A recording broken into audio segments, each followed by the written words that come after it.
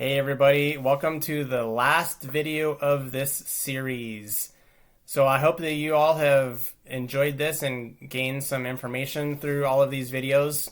And I wanted to share with you on the last video how to stay organized. So I'm going to share with you just some of the things that I've learned and what I now do to just manage the rental properties that we have and how I stay organized with all of the properties that we have and the tenants we have. So when I first started, I would actually print out paper copies of the lease agreement and I would write in by hand all of the information, and I would go to the property, meet with the tenant and have them sign the lease and get their signatures.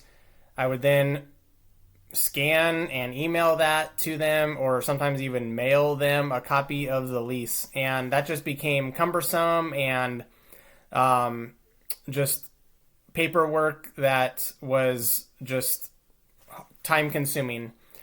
So I've since learned that, as I shared in one of the past videos, that you can use this landlord software. I typically have used the website apartments.com because it is a way where you can post your listing to that website. And once you get a applicant that you want to rent to as the tenant, you then can create a state-specific lease agreement through their website, and you can then send that out for e-signatures, and the borrower or the tenant signs that and you sign it as the owner, and everybody then has a digital copy. Also through that site, the tenant can link their bank account information to it so that when it comes time to pay rent every month, that they just automatically comes out of their bank account, and then you as the owner link your bank account to where the payments just automatically get deposited into your bank account. So that way you don't have to worry about chasing down rent, trying to go drive to the property to pick it up. Also, when I first started, that was one of the things I did. I would go to the house each month to collect the rent. And sometimes the tenant wasn't there, or they had to run to the bank to get a money order. And then I was, in essence, waiting on the tenant for them to pay their rent. And looking back, and what I've learned is that that's not my responsibility. My responsibility isn't to chase down the tenant for their rent payment.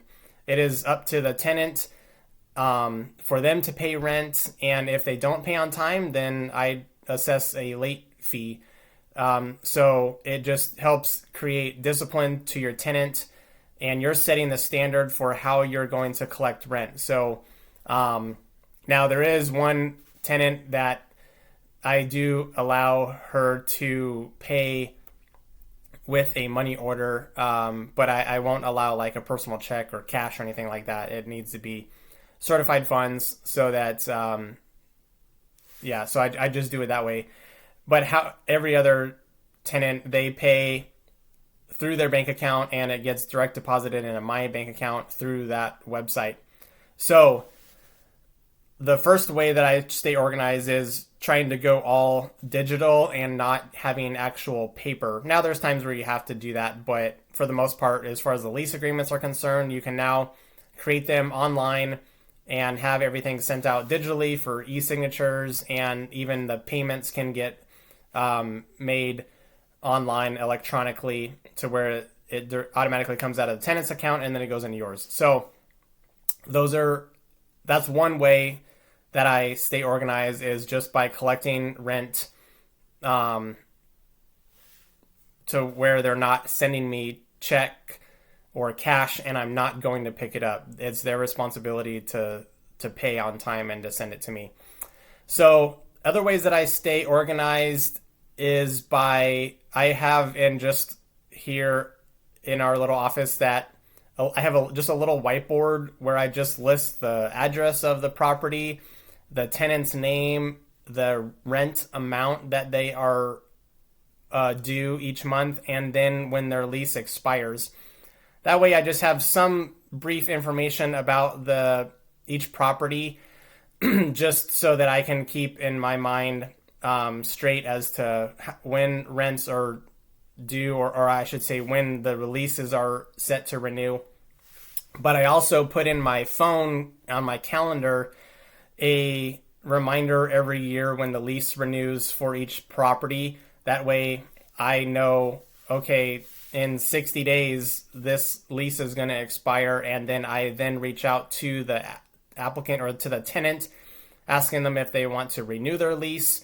And so I just communicate with them that way, and I put those reminders in my phone calendar so that I get that notification when it comes time for the leases to renew. So that can be one easy way as well, is just using your phone calendar to set reminders on things, or on like when the lease expires, or if you have a home warranty, or sometimes I have like a termite treatments. There's warranties on those. I use my calendar to just set reminders when those are going to be expiring so that I can renew them if needed. So those are just a couple different ways too that you can keep track. If you don't want to use the little whiteboard, then you could just use a spiral notebook and just have a paper list of information on the property and the tenant, just something tangible that you can look at it quickly if needed.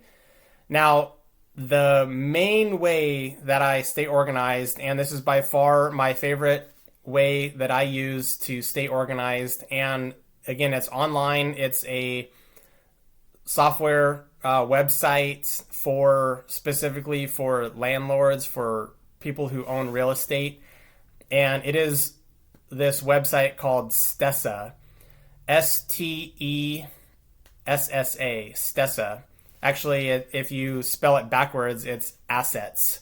So it's a little play on words there. So Stessa, I came across them a couple years ago, and they by far are the best way that I stay organized. It is such a powerful online software that you can use, and it's completely free, and you can link your account to it so that it automatically pulls in all of the transactions that happen on your bank account. So, and then you can categorize them by type of payment, if it's income coming in, like the rent, or if you have payments going out for like mortgage payments or any repairs, utilities, or whatever. There's just amazing platform that is by far the best way that I stay organized.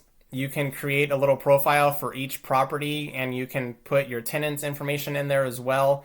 And one of my favorite things that you can do on that website is you can run reports. You can look at especially when it comes time for tax season, if you've been maintaining that and staying on top of that every time you have a transaction, you just categorize it by type and what property it lines up to and what the expense was for. You put a category in, and then when it comes time for tax season, all you do is just generate a report and you send it off to your CPA or your tax person, and they have everything that they need in order to prepare your taxes. So I highly recommend Stessa. It, again, is by far the best way that I stay organized. And again, it's all online, and it's just super handy to run those reports. It also just gives you a balance of all of your assets, and you can run charts and reports, and it's just a powerful, amazing tool to use. So again, that is by far the best way that I use to stay organized is through that website called Stessa. And again, it's completely free. So it's specifically built for owners of rental properties, and I believe the people that created that were software people that owned real estate, and they realized that there wasn't really anything out there for people who own real estate and staying organized. So I highly recommend that you check out Stessa and set up your properties in that way. Again, it's just this easiest way to keep everything organized and tracked whenever you get money coming in or money going out. Yes, you could do that on a spiral notebook and just keeping track of all of that, but it would just be a lot harder, and it's not as detailed doing it on your own in a spiral notebook. So whereas on Stessa, you can even attach receipts, you can upload documents to it, like your lease agreements or your insurance paper, your insurance invoices, those sort of things. So everything can get uploaded to that, where you can easily access it from anywhere. There's even an app you can put on your phone for it. So again, that is by far just my favorite way to stay organized, is through Stessa. So that's how I stay organized. It doesn't take me very long to do that, just a little bit each week, maybe, depending upon how many transactions I have. But I just like to look at it at least once a week, just so I'm making sure everything is working well on our numbers and that all of our expenses and income is being accounted for. If you just stay on top of it, it's not hard to do that when it comes time for tax season to run reports to see if your numbers are working and everything like that. So that's, again, how I stay organized. So that wraps up this video and this whole series that I've done over the last several weeks. So I hope that it's been informative. Hopefully it's given you some tips and ideas on how you can invest in real estate. Now, again, that may not be for everybody, but that's just how I personally choose to invest our money and in buying assets. And if you have any questions, or I know that there's so much in real estate that I did not cover in these videos. So if there's anything that you would like for me to share on another video, please let me know, and I will be happy to create a new video based on that topic. So again, this wraps up Chalkboard Finances. I hope that you've enjoyed it, and I thank you all for sticking with me through this whole little series.